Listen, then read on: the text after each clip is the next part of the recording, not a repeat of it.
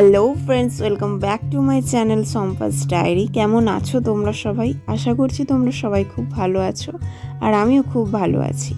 তো আমি আর আমার জেঠুর মেয়ে দিদি আজকে চলে এসেছি শ্রী গুরু ঠাকুরের তিরোধান দিবস উৎসবে।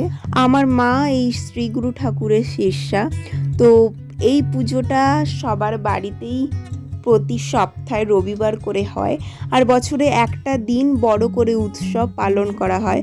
তো মা আসতে পারেনি কারণ মা গেছে কলকাতায় দিদির বাড়িতে।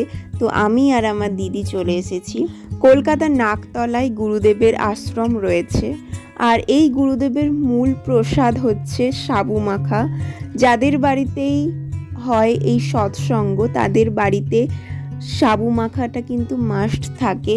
তো এবারেও এই উৎসবে এসে প্রথমে সাবু মাখা দিয়ে শুরু করে আমরা খাওয়া দাওয়া শেষ করে আমরা আবার বাড়ি ফিরলাম।